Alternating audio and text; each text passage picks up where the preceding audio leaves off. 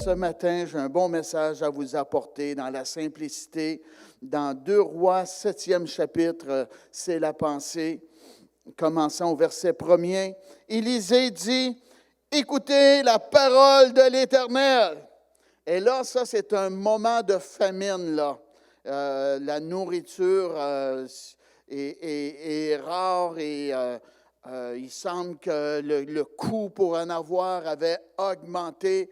Et l'homme de Dieu a eu la pensée de Dieu.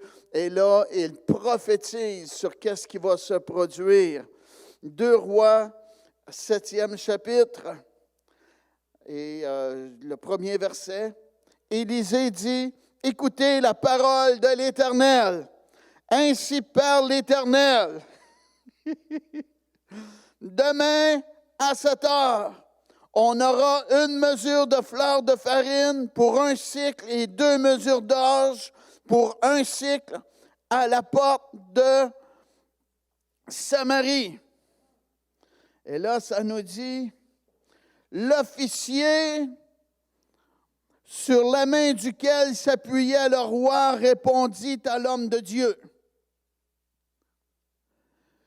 Quand l'Éternel ferait des fenêtres au ciel, pareille chose arriverait-elle? Et Élisée dit, tu le verras de tes yeux, mais tu n'en mangeras point. Amen. Et là, bien, Dieu a passé à travers des lépreux. Et qu'est-ce qui est arrivé? C'est que l'officier qui était là fut piétiné par la foule. Il a vu la bénédiction de Dieu de ses yeux, mais il n'en a point mangé. Pourquoi? Parce qu'il était incrédule. Il y a une bénédiction qui est rattachée à notre foi, et il y a une malédiction qui est rattachée à l'incrédulité. Oui. Et aujourd'hui, je veux bâtir votre foi pour que vous croyiez Dieu. Amen. Pour que vous ayez une très grande bénédiction dans votre vie. Et le peuple de Dieu dit Amen. Vous pouvez vous asseoir. Et l'homme de Dieu avait prophétisé cela. Et il avait même dit que la nourriture serait moins chère qu'avant la famine. Et les gens regardaient dans le naturel, puis ne croyaient pas. Cet officier-là ne croyait pas. Pourquoi? Parce que c'était trop beau pour être vrai. Amen. Et moi, je vous dis que Dieu est capable de concrétiser les désirs de votre cœur. La Bible nous dit, fais de l'Éternel tes délices et il te donnera ce que ton cœur désire. Alléluia. Amen. Dieu veut qu'on l'aime par-dessus toute chose et que Dieu soit notre joie. Moi, le Seigneur est ma joie. Est-ce que le Seigneur est votre joie dans votre vie? Wow, c'est tellement une grande chose de connaître le Seigneur. Gloire à Dieu. Alléluia. Et là, bien, je veux vous emmener aussi, là, on a la pensée. Allez, s'il vous plaît, dans Josué. Josué, 14e chapitre. Un dénommé qui s'appelle Caleb. Et son nom veut dire audacieux. Son nom veut dire impétueux et aussi cœur entier. Amen. C'était parmi un des personnes âgées qui avaient été voir explorer la terre promise. Dieu, il y a une terre promise pour votre vie qui est le plan de Dieu, votre vie. Amen. Ça, c'est votre terre promise. La volonté de Dieu et la raison pour laquelle vous êtes nés, c'est votre terre promise. Wow, c'est beau, hein? Puis, cet homme-là est monté sur une montagne parce qu'il avait été là-bas comme un espion et il avait vu la terre promise. Et d'autres avaient été avec lui, et eux aussi avaient vu la bénédiction. Mais comme les autres, il avait vu les géants. Et il y en a qui sont revenus et qui ont fait un mauvais rapport. Puis ont découragé les gens qui attendaient. Ils ont dit, « Ah, c'est un bon pays, mais il y a des géants. » Wow! Et là, bien, le monde avait peur. Dieu ne nous appelle pas à être comme tous les gens. Si on veut s'emparer de notre terre promise, il ne faut pas se laisser intimider. Amen. Il ne faut pas se laisser abattre par les circonstances adverses qu'on peut affronter et faire face. Parce que Dieu nous appelle à être des tueurs de géants. Alléluia! Merci Dieu de gloire. Et les autres sont morts dans l'incrédulité, eux autres aussi. C'est pas drôle, hein? Mourir dans l'incrédulité. Dernièrement, j'ai eu quelqu'un qui a appelé chez moi, puis là, bien, elle voulait que je m'implique dans l'astrologie, puis et je faisais attention parce que ces gens-là, quand ils appellent, tu dis oui au téléphone, puis ils peuvent prendre ton oui comme étant minuté puis faire de l'argent avec toi. Et là, je faisais attention de ne pas dire oui. Ben oui. Et, ben oui, tu vois.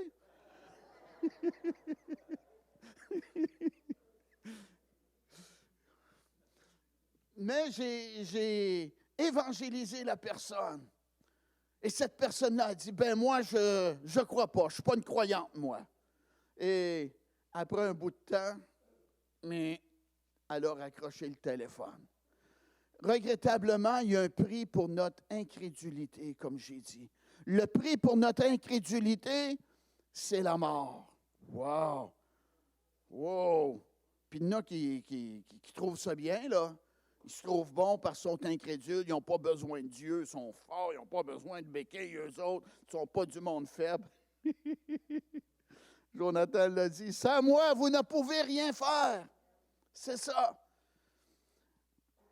Et Caleb, ben lui, à cause de sa foi en Dieu, il n'est pas mort comme les autres. Et cet homme-là, il avait une vision de victoire, puis c'était quelqu'un qui pensait grand et qui voulait recevoir grand de la part de Dieu.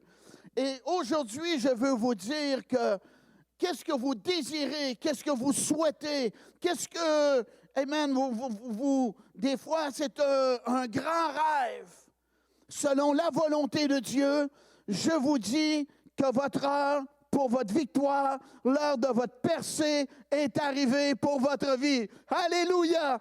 On doit être pareil comme Caleb, du monde de foi, pas des incrédules. Les incrédules ne reçoivent pas, mais ceux qui croient reçoivent de la part de Dieu. Alléluia! Et Dieu est bon, et Dieu fait des grandes choses, et la Bible nous dit qu'il est capable de faire infiniment au-delà de ce qu'on peut penser et même espérer. Alléluia. Amen. Ayez une grande perspective d'une grande bénédiction qui a votre nom dessus. Alléluia. Et que Dieu veut vous l'accorder. Alléluia. À partir d'aujourd'hui, l'heure de la percée est arrivée. Alléluia. Si vous le croyez, déclarez-le. Dites Amen. Alléluia. Et en le déclarant gloire à Dieu, vous allez vous enclencher, amen, l'élément de la bénédiction de Dieu dans votre vie. L'heure de ma percée est arrivée. Dites-le. L'heure de ma percée est arrivée. Plus d'attente. Amen. Mais là, on reçoit. Et ce Caleb-là, verset 14, « Voici ce que les enfants d'Israël reçurent en héritage dans le pays de Canaan, ce que partagèrent entre eux le sacrificateur Éliazar, Josué, fils de Nun, et les chefs de famille des tribus des enfants d'Israël. » Il y a eu un partage qui s'est fait, mais Dieu avait parlé. Il avait dit, Caleb va posséder cette montagne. Ah oui. Puis, c'était attitré pour lui. Dieu a des bénédictions avec votre nom dessus. Alléluia. Des promesses que Dieu nous a faites. Peut-être c'est une guérison que vous avez besoin dans votre corps. Peut-être que c'est une situation financière. Peut-être que c'est une situation pareille comme la famille. Il y avait un petit garçon qui faisait des crises dans Matthieu 17. Et cet enfant-là faisait des crises, puis c'était humiliant pour la famille. Ça apportait de l'insécurité dans la famille. Et des fois, c'est des situations familiales qui ne sont pas faciles à gérer. On fait de notre mieux, mais ça ne marche pas. Mais moi, je vous dis qu'avec Dieu, toutes choses sont possibles. Amen. Et Jésus est venu et l'enfant a été libéré et la famille a eu la paix. Gloire à Dieu. Dans la famille, on n'est pas appelé à vivre un contre l'autre. On est appelé à s'aimer et vivre ensemble et que ce soit un havre d'amour. Et le peuple de Dieu dit Amen. Alléluia. Quand il y a de la confusion, de la bousculade, amen, de l'animosité, des querelles, c'est parce qu'avec le petit garçon comme lui, il y a la présence de mauvais esprits. Paf! On n'a pas besoin de ça. Dites Amen. Là où 2 ou 3 sont assemblés à mon nom, je suis au milieu d'eux. Amen. Et qu'est-ce qui s'est produit? C'est que Caleb, cet homme-là, savait la promesse de Dieu et il est allé frapper à la porte. Et il a dit, dans le temps, Dieu m'avait parlé par Moïse, puis il avait dit que ce territoire-là, cette montagne-là, devait m'appartenir. Et il n'a pas juste fait cela de lui-même. Il a passé par des gens d'autorité pour transmettre son message. Amen. Et aujourd'hui, j'ai une bonne nouvelle à vous dire. Amen. La victoire de Jésus à la croix, elle est satisfaisante pour rencontrer tous nos besoins. La Bible nous dit, par ses meurtrissures, vous avez été guéris. La Bible nous dit qu'il s'est fait pauvre pour nous, pour qu'on soit enrichis. Alléluia. Amen. Et si vous êtes angoissés, Jésus a dit, je vous laisse ma paix, je vous donne ma paix, pas comme le monde la donne. Alléluia. C'est pas un Dieu de tourment qu'on a, c'est un Dieu de paix. Et le peuple de Dieu dit, Amen. Alléluia. Béni soit Dieu. Et la Bible, elle nous enseigne au verset 6, les fils de Juda s'approchèrent de Josué à Gilgal, et Caleb, fils de Jéphuné, le Kénésien, lui dit, « Tu sais ce que l'Éternel a déclaré à Moïse, homme de Dieu, au sujet de moi et de toi, à Kadès-Barnéa.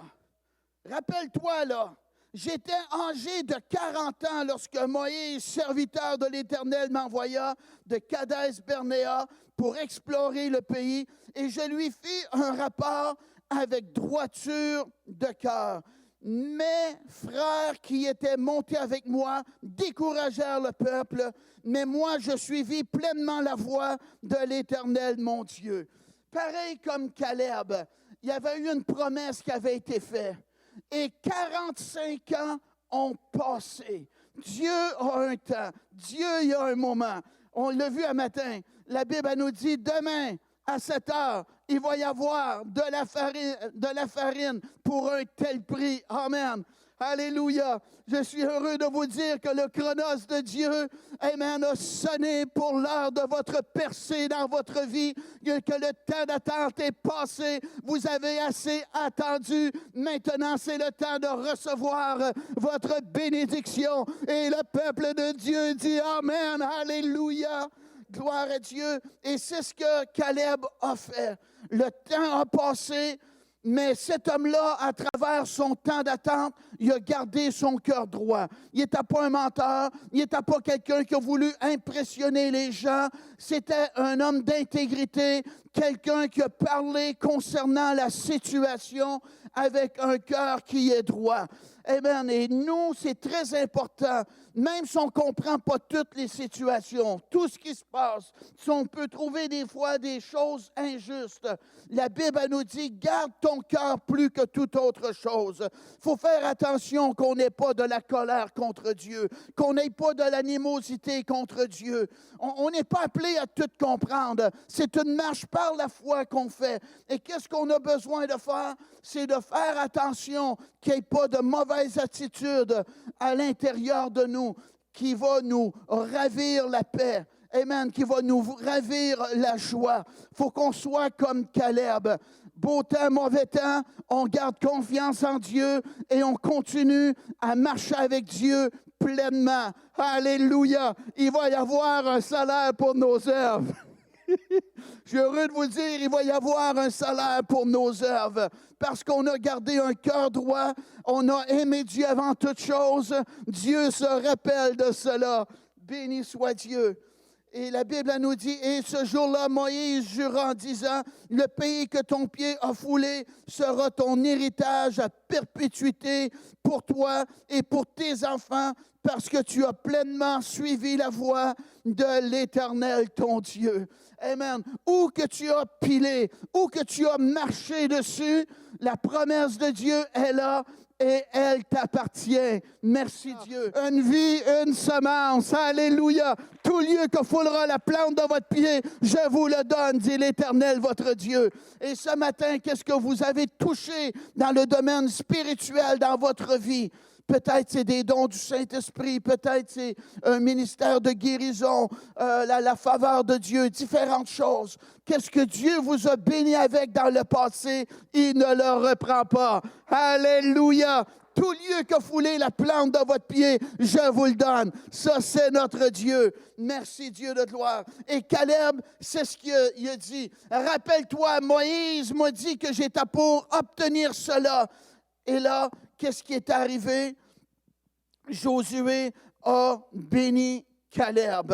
Et la Bible nous dit au verset 10, « Maintenant voici, l'Éternel m'a fait vivre comme il l'a dit. Il y a 45 ans que l'Éternel parlait ainsi à Moïse, lorsqu'Israël marchait dans le désert. Et maintenant, voici, je suis âgé aujourd'hui de 85 ans. L'Éternel m'a fait vivre. Alléluia. Il y a beaucoup de personnes qui sont mortes depuis hier au soir. Mais vous avez encore le souffle de vie de Dieu. Et Caleb n'avait pas juste le souffle de vie, il avait une bonne santé. Et ça, c'est notre Dieu qui fait cela. Il ne fait pas juste nous donner le souffle de vie, mais il veut qu'on ait une bonne santé et que nous soyons forts également. Et la Bible elle nous dit, Caleb a dit, j'ai autant de force aujourd'hui que j'en avais alors. Gloire à Dieu, lorsqu'il avait 40 ans. C'est Dieu qui renouvelle nos forces. Comme enseigné dernièrement, c'est l'Éternel. Ceux qui se confient en l'Éternel renouvellent leurs forces. Ils prennent le vol comme les aigles. Ils courent et ne se lassent point. Et ce Caleb-là, il y avait un désir, c'était de posséder une montagne. Peut-être que vous avez une situation insurmontable dans votre vie. Mais moi, je te dis qu'il te soit fait selon ta foi. Je m'accorde avec toi. Une montagne, c'est de quoi qui est stable, qui semble être pas déplaçable, mais notre Dieu est capable d'agir et d'intervenir et faire le miraculeux. Alléluia. Amen. C'est de quoi qui est immense à posséder une montagne. Il y avait un pasteur aux États-Unis, il avait construit une nouvelle bâtisse pour une église. Et il était pour faire l'ouverture de son église. Puis la ville l'a communiqué. Puis ils lui ont dit, monsieur, on ne vous donnera pas un permis pour utiliser vos locaux sur une base indéterminée parce que vous avez une situation de stationnement pour votre église. Et ça, bien naturellement, ça l'a déçu le pasteur. Et le pasteur était un homme de foi.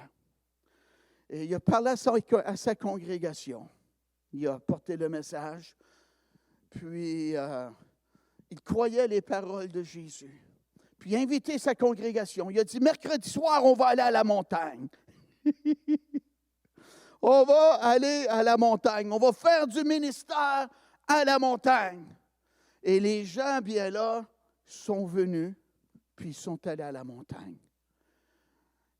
Mais à 9h30, le mercredi soir, la montagne était encore là.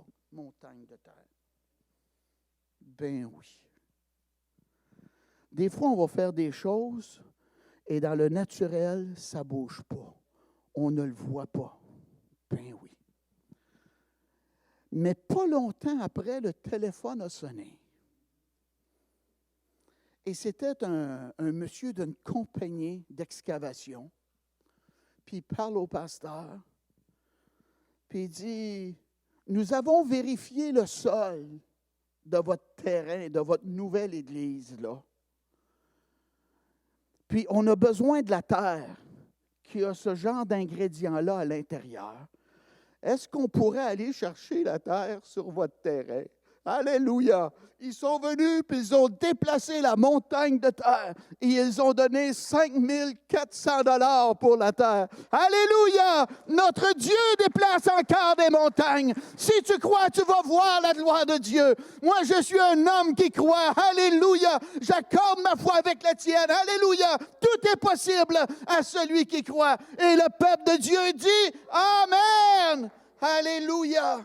Donne-moi donc cette montagne dont l'Éternel a parlé dans ce temps-là. Oh, j'ai une vieille promesse de Dieu. Je m'attends encore après 45 ans qu'elle se réalise, qu'elle se concrétise. Amen. Et la Bible nous dit dans le verset 13, Josué bénit Caleb. Josué, ça veut dire l'Éternel est salut. Notre Josué, Jésus, l'Éternel est salut, nous a déjà bénis. Alléluia. On est déjà bénis de toutes sortes de bénédictions spirituelles dans les lieux célestes. Et la Bible nous dit au verset 14, c'est ainsi que Caleb, fils de Jéphuné le Kénésien, a eu jusqu'à ce jour Hébron pour héritage, parce qu'il avait pleinement suivi la voie de l'Éternel, le Dieu d'Israël. Il n'a pas baissé les bras. Il n'a pas dit, Dieu, tu es un menteur, ça fait combien longtemps, je te crée plus, je ne marche plus avec toi, tiens pour toi. Non, il a resté fidèle à Dieu. Restons fidèles à Dieu. Dieu n'est pas un menteur. Qu'est-ce que Dieu nous a promis, ça va se concrétiser. Amen. Qu'il soit fait selon notre foi. Moi, je vous dis, des fois, on attend trop, là. On attend trop après Dieu. Puis, on n'enclenche pas des situations à cause de notre foi pour que la bénédiction de Dieu se concrétise, arrive dans notre vie. Ah oui. Moi, je sais qu'est-ce que je dis, là. Je savais que j'étais appelé de Dieu pour prêcher la parole.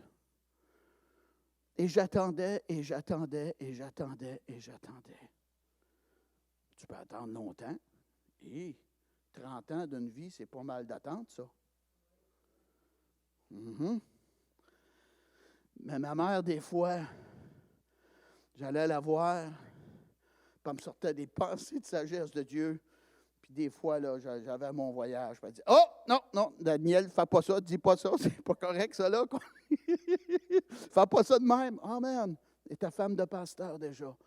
Et elle me sortait des idées, des inspirations. Amen. Et qu'est-ce qui s'est produit? Bien, j'ai attendu un prêcheur, j'ai quitté le Québec avec mes parents, puis ma femme, on est allé à des réunions d'évangélisation sur un chapiteau dans le Bronx, à New York. Amen. Et là, bien, mon ministère s'est déclenché pas longtemps après. Qu'est-ce qui est arrivé? Amen. J'ai fait un pas. Je ne savais pas que tout cela était pour s'enclencher dans ma vie.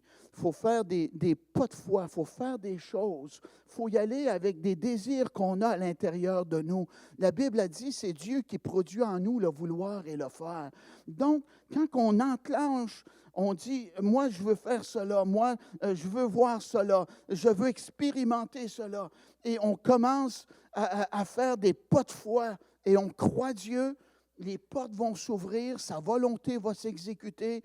Amen. Et la Bible elle nous dit, c'est l'Éternel qui conduit les pas de l'homme.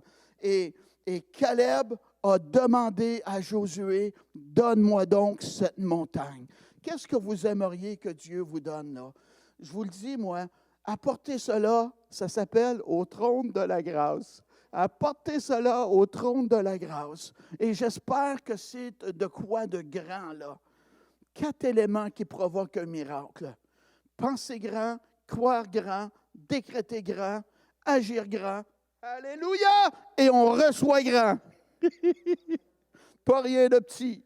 On pense trop petit, nous, ici au Québec. Amen. C'est un grand Dieu qui est capable de faire des grandes choses. Il veut nous étonner. Alléluia. Il veut que ça serve à sa gloire. Pourquoi toi? Ben, j'ai cru Dieu, c'est à cause de cela. Et Dieu, c'est beau, ne fait pas de favoritisme avec les gens. Merci Dieu. Verset 13, Josué bénit Caleb, fils de Jéphiné. OK. Il avait pleinement suivi la voie de l'Éternel, son Dieu. Hébron s'appelait autrefois Kirja-Abba. Arba avait été l'homme le plus grand parmi les Anakim. Le pays fut dès lors en repos et sans guerre. Josué a béni Caleb et il voulait posséder une montagne. Mais la montagne avait une autre montagne dessus. C'est déjà beau posséder une montagne, mais la montagne avait des géants qui vivaient dessus. Et ces gens-là, ces géants-là, ont fait peur au peuple de Dieu. Et c'est pour ça qu'ils ont critiqué puis ont découragé les gens. Mais Caleb était un homme de foi, lui. Puis il savait la promesse de Dieu. Et possiblement, parce qu'il y avait des géants sur la montagne, ça l'a motivé encore plus. C'est cette montagne-là que moi, je veux posséder. Et moi, je vous dis qu'il y a où ce que Dieu nous appelle, où ce que Dieu a un endroit pour nous, là est notre bénédiction. C'est énormément important, ça. Ben oui. Quand que je fais de la moto, je passe dans la région de l'Ange-Gardien, Saint-Paul, et je ne vois pas de bananier, parce que ce n'est pas la région. Puis si je verrais un bananier, je le prendrais en photo. Hey, c'est extraordinaire, surnaturel. Je suis allé au Ghana, puis le prince est arrivé dans ma chambre avec des grappes de bananes, puis moi, j'en mange pas beaucoup de bananes, mais là, j'en avais à manger. Qu'est-ce que je vous dis? C'est que il y a des endroits où la bénédiction de Dieu est présente pour notre vie. Ici, au Québec, ce n'est pas des bananes, c'est des pommes qui poussent. Amen. Mais en Afrique, c'est des bananes. Et où ce que Dieu nous veut, c'est énormément important. Là va être notre bénédiction. Ça a-tu de l'allure? Pensez à Élie. Cet homme-là fut nourri miraculeusement par des corbeaux au torrent de Kérit. Dieu l'avait envoyé là et en moment de famine, il buvait de l'eau et les corbeaux le nourrissaient. Il était le premier mangeur de Big Mac. Il apportait du pain et de la viande. Des Maman Burger, madame, là. Oh! Ben oui! Nourri miraculeusement par les corbeaux. Et il y avait de l'eau à boire. Mais le torrent a séché. Ben oui. Et là, Dieu lui a dit, il dit, va-t'en à Sarepta. J'ai ordonné une veuve pour prendre soin de toi. Il s'est rendu là. Voyez-vous, où Dieu nous envoie, là est notre bénédiction. Dieu a parlé à Abraham. Il dit, va au mont Morija, là. Va offrir ton fils en holocauste à cet endroit-là. Et Abraham n'a pas sorti dehors. Il dit, il fait chaud aujourd'hui, là. Jusqu'à la montagne la plus proche, là. On ne me tente pas de monter ça, là. J'avais été monter en montagne de Saint-Paul avec ma famille. Mon plus vieux, il disait, ça n'a pas de but, monter ça, la montagne. Non, Dieu dit, au mont Morija. Et Et Abraham est parti, puis il s'est rendu au mont Morija. Ben oui. Et là, il y avait un bélier de prix dans la broussaille. Là où Dieu nous guide, là va être notre bénédiction. C'est-tu beau, ça? Ben oui. Fait que là, c'est ça. La bénédiction que Dieu m'a promis, c'est ça que je veux posséder. Et on voit cet homme-là, il savait qu'il y avait des géants. Mais cet homme-là avait un cœur très humble à l'intérieur de lui. Puis, au verset 12, on peut voir sa foi. Il a demandé à Dieu la montagne. Il y a des Anakim, il y a des grandes villes et fortifiées. Puis là, il parle dans l'humilité. L'Éternel sera peut-être avec moi et je les chasserai. Amen. Même si vous avez des géants dans votre vie, des situations difficiles, Dieu nous appelle à vivre au-dessus de ces situations-là à cause de notre foi. Qu'est-ce qui nous donne la victoire? C'est notre foi en Dieu. C'est ce qui triomphe du monde. Amen. Et c'était un homme qui était courageux aussi. Il a dit, je serai capable. Dieu ne nous tente pas au-delà de nos forces. J'ai lu une pensée. Le courage, c'est la peur qui a fait ses prières. Soyez courageux devant les situations adverses. Laissez-vous pas abattre par celles-ci. Dieu est avec vous. Dites-le, Dieu est avec moi. Oh, dites-le encore, Dieu est avec moi. Oh, my, j'ai été béni un matin, je pensais à ça. Gloire à Dieu, Dieu est avec moi. Wow! C'est-tu grand, ça? C'est même mieux que la police. Elle peut te donner un ticket, c'est avec toi. Oui, il était courageux, puis il avait sa confiance en Dieu. Et c'est comme cela qu'on doit avoir. Et le verset 13, ça nous parle. Josué bénit Caleb, puis il lui a donné la ville de Hébron. Cet homme-là a possédé la montagne qu'il voulait. Il a vécu comme qu'il a voulu. Il a été maître de sa possession, bien qu'il y avait des géants dessus. Écoutez bien, ce Caleb-là était un homme qui aimait Dieu avant toute chose. Et une fois qu'il a reçu cette grosse bénédiction-là dans sa vie, je ne sais pas à quel moment il a fait cela, il n'était pas un homme égoïste. Il aurait pu dire, c'est à moi, je suis béni, je vais donner ça à mes enfants en héritage. Non, il a partagé la bénédiction aux prêtres, aux sacrificateurs, aux ministres de Dieu. Qu'est-ce qu'il a fait? La ville de Hébron, dont il était le propriétaire de, il l'a donné pour le royaume de Dieu. Et David, c'est de là aussi qu'il a quitté Hébron pour s'emparer de la forteresse à Jérusalem. Amen. Il était tellement béni qu'il a voulu partager sa bénédiction. Gloire à Dieu. Ça ressemble-tu à Dieu, ça? Amen. Il est tellement béni, il pense à nous. Merci Dieu. Il a envoyé un sauveur pour nous sauver. Et qu'est-ce qui lui appartient? Maintenant, nous sommes co-héritiers avec Christ, parce que Dieu n'est pas égoïste. Alléluia. Amen. On est des héritiers. Merci Dieu de gloire. Fermez vos yeux, penchez votre tête, s'il vous plaît. Je vous ai apporté la Bible, la parole de Dieu aujourd'hui. Je ne sais pas s'il y a quelqu'un ici qui voudrait dire, moi, je veux recevoir la bénédiction de la bénédiction qui est obtenir le don de la vie éternelle. Moi, j'aimerais tellement ça. J'ai prié pour toi aujourd'hui, avant même que tu arrives. J'ai prié plus qu'une fois pour toi, pour que tu viennes à connaître Jésus. Y a-t-il quelqu'un ici ce matin qui voudrait dire, moi, je veux commencer avec Jésus, avec mon Josué. Je veux obtenir le don de la vie éternelle. Ne manque pas cette occasion. L'heure de ta percée est arrivée. Tu vas sortir des ténèbres, tu vas rentrer dans la lumière, sortir de la dépression, rentrer dans la joie, sortir, amen, des dépendances et rentrer dans la liberté. La décision est la tienne. Et c'est tellement beau, Jésus a dit, je ne mettrai pas dehors celui qui va venir à moi.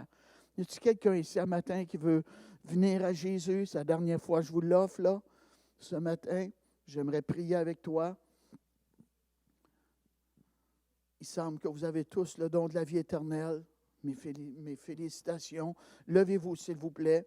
J'invite le couple qui nous ont fait la musique, Sébastien, à s'approcher. Alléluia. Amen. Si vous êtes assez audacieux un matin et que vous avez assez de foi, là, vous l'avez. La foi gros comme un grain de sénévé, rien ne vous sera impossible.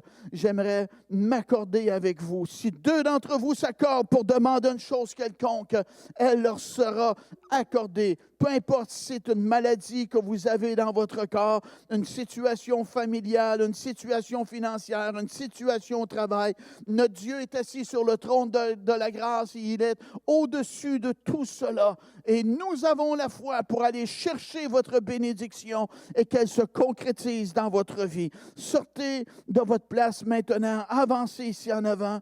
Amen. Béni soit Dieu. Je ne vous toucherai pas, mais je vais m'accorder avec vous pour l'obtention de votre bénédiction. J'attends après vous. Alléluia. Oh Dieu.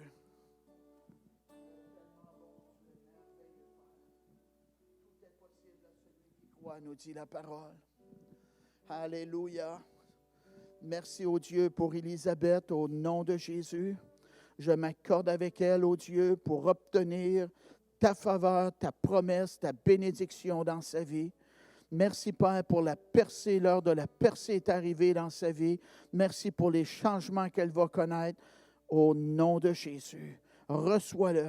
Oh Dieu, tu vois Madame Moisan aussi, Père, au nom de Jésus. Touche-la dans son corps. Tu vois, Père, sa situation aussi, ses situations. Au nom de Jésus, on s'accorde ensemble. On te croit pour un revirement dans ces situations, Père. Ouvre les portes. Fais une percée, ô Dieu, dans sa vie. Au nom puissant et merveilleux de Jésus. Interviens, Père. Interviens, ô Dieu, au nom de Jésus. On reçoit ton miracle. On reçoit ta bénédiction, Père. Au nom de Jésus. Oui, Dieu, tu vois Hélène ici. Merci, Seigneur, pour ta grâce, ta force qui l'accompagne. Oui, Dieu, renforce-la spirituellement. Renforce-la dans son esprit également. Merci, Père, d'être avec elle. Au nom de Jésus, on reçoit qu'est-ce qu'elle est venue chercher aujourd'hui. Merci pour les changements. Merci pour la nouveauté, Père. Au nom de Jésus. Merci, Dieu de gloire. Alléluia. Oui, Dieu, tu vois mon frère qui est avancé ici. Au nom de Jésus, je m'accorde avec lui. Oh Dieu, tu es le Dieu de l'impossible. Tout est possible à celui qui croit. On te croit, Dieu. Si Dieu est pour nous, qui sera contre nous?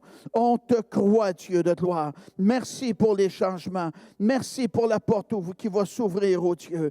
Au nom de Jésus. Oui, Père, au nom de Jésus. Tu vois ce frère aussi qui est avancé ici. Je m'accorde avec lui, Père. Ma foi est avec la sienne. Tu es le Dieu de l'impossible. Merci pour le relèvement. Merci pour les changements, oh Dieu, qu'il va connaître dans sa vie. Oh Dieu de gloire, ta touche, Dieu, qui communique la vie, qui donne la joie à nouveau. Au nom de Jésus, on la reçoit, Père. On reçoit ta bénédiction, Dieu. Merci pour ta faveur. Au nom de Jésus, Père. Au nom de Jésus. Oui, Père, une huile fraîche sur lui, une onction fraîche sur sa vie, ô Dieu, une nouvelle hardiesse, du nouveau courage, ô Dieu, une vision claire de ta part, au nom de Jésus, Père. Alléluia, oui, Dieu, tu vois Richard ici, au nom de Jésus, rencontre Richard, au nom de Jésus. Je parle à sa condition physique. Dieu, tu es un Dieu de l'impossible. Interviens, Père, dans la vie de Richard. Relève-le, ô Dieu. Au nom de Jésus, qu'est-ce que Richard est venu chercher? Je te crois pour cela. Merci, ô Dieu, de le faire. À toi la gloire, Père. Au nom de Jésus. Oui, Père, tu vois Patrick aussi. Au nom de Jésus, je m'accorde avec lui. Merci, Père, pour le relèvement. Merci, Père, pour l'efficacité dans sa vie personnelle, ô Dieu. Merci pour ta joie qui va être sa force, ton inspiration par le Saint-Esprit. Oui, Dieu, les paroles de sagesse, au nom de Jésus. Merci pour le courage. Oh, merci, Seigneur, au nom de Jésus. On reçoit la percée, on reçoit ta bénédiction. Tu es un Dieu, Père, capable de faire au-delà de ce qu'on peut penser, même espérer, au nom de Jésus. Merci Dieu. Alléluia. Merci Seigneur. Oh Dieu. Amen. Je décrète la vie dans la vie de Patrick. Oui Dieu, le changement aussi, au nom de Jésus. Beau changement avec toi, Père. Nouvelle audace, ô Dieu. Un homme très courageux, je le décrète, un homme très courageux pour te servir dans ton service, ô Dieu, avec l'esprit de sagesse également, au nom de Jésus. Merci, Père, d'accorder à Patrick le désir de son cœur, au nom de Jésus. Merci, Seigneur. Alléluia. Oui, Dieu, Jocelyne, ô Dieu, cette pilière dans ton temple, ô Dieu.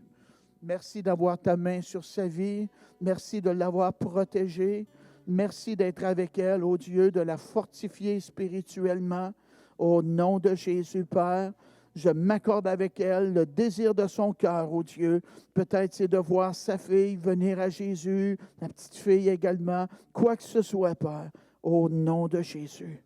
Je m'accorde avec elle et on reçoit, donne-y des bonnes nouvelles à partir d'aujourd'hui, ô Dieu.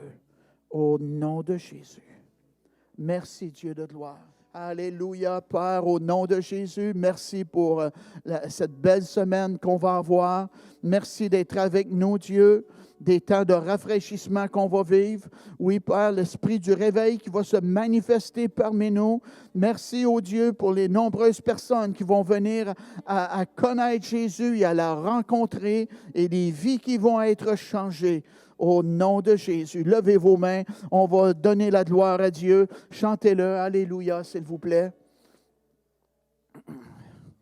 Vous pouvez écouter parce qu'on chante assis, par exemple.